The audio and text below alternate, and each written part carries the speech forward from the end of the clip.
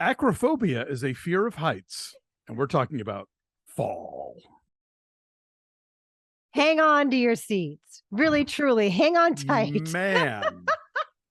You saw this movie in an actual theater. Yes. How is that? Real difficult.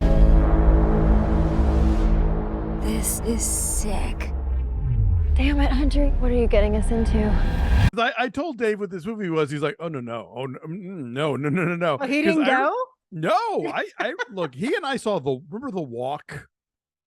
What was The Walk? The Walk, where Joseph Gordon-Levitt walks yes. It's Man on Wire, yes. Yeah, he spent most of that movie with his eyes closed, and I was sort of like, I kind of squirmed, but I got through it. This movie, I was having a borderline panic attack for most of this. Okay, well, I will tell you guys about it. This came out in theaters last Friday, so we're catching up with it, but we wanted to talk about it. It is as high concept as you can get. These two best friends who are these badass climbers decide that their next adventure should be climbing this 2,000-foot tower, this abandoned broadcast tower in the middle of the desert in Arizona. It is meant to be their opportunity to get their mojo back and reestablish their friendship. The opening scene in the film, we see that the two of them, along with the husband of one of them, they're all out climbing this totally sheer face of rock, and he plummets to his death. And it's how they decide, okay, we're not going to live in fear anymore. The young woman whose husband died, Becky, is played by Grace Caroline Currey, and she is just despondent. And so when Hunter, played by Virginia Gardner, shows up at her door with this crazy prospect of what they should do together, she's like, sure. Hunter is now this YouTube star, viral star who does crazy stuff all the time for the clicks.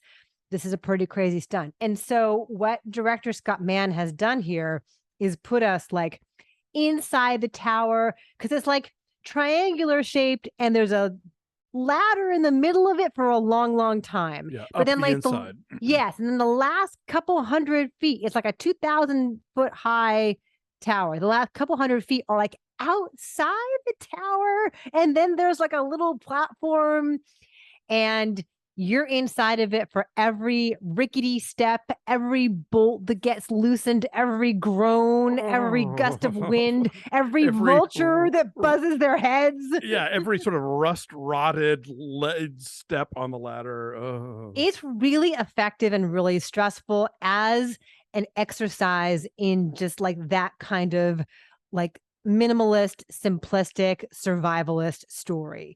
At its core, what's happening here, the two of them going up the ladder, will they make it? And then once they get up there, how will they get down? Is harrowing and so well done in terms of cinematography and the way that they fudge a lot of it. They actually shot it on a real tower that's only 60 feet off the ground. Only and that was stressful enough, but you do truly feel like you were up there with them. It's when they get fleshed out as people that it gets way less interesting and kind of clunky. But I didn't mind that as much. I think you needed a little bit of that. It's sort of it's what The Shallows did well, where just enough of Blake Lively's backstory and how it applies to the current situation that sort of gives it that little extra bit of stuff. I mean, yeah, it's not the best written, but it didn't pull me out of it by any means. But if nothing else, when they were talking about their personal shit, it meant I wasn't holding my breath because they were teetering over, this super high thing. And I have to give it up for the effects crew here, because I did not see the seams. So as far as I'm concerned, Gravity was shot in outer space and Fall was shot at the top of this 2,000-foot tower, because I believed all of it. And I was white knuckling my cup holders because it was just freaking me out. Oh, they accomplished so much here on a low budget. This is only a $3 million film. Oh, this is when people talk about a great B movie, that's what we're, if you have a really good idea and a strong sense of execution, you don't need money. And this is an example of that. One thing that's interesting with this story, I just read an article about this, is that the two actresses who were really good together were improvising a lot of their dialogue. Oh, wow. And they were dropping a lot of F-bombs, but they needed to deliver a PG-13 film. And so and wouldn't you say fuck every other word of your strand at the top of a tower? I was in the theater. And so they did this deep fake technology to make it look seamless, as if like they're not saying the actual word, they're saying like freaking or something else to mask it. Only one time that I noticed that, like that it was clearly dubbed, where she's saying freaking but no actual R comes out of her mouth. But otherwise I thought it was really effective. And again, like you're so caught up in the stress of it that you're not noticing that. But because the premise is so strong and because it is so well executed from a technical perspective, like there's one or two twists too many in terms of their relationship that I felt we didn't need. Like the story is strong enough without that, I would say. But then there are so many like near misses in terms of trying to get the word out, trying to contact people on the ground, like that, all that stuff was like, oh no, not that, oh no, not the drone, or whatever it is that's going wrong. They come up with all of these really clever it's kind of like Apollo 13 at some point. We're like, okay, we have this and this, how do we incorporate them and use them to like, accomplish to get the word, to the people on the ground of what's going on.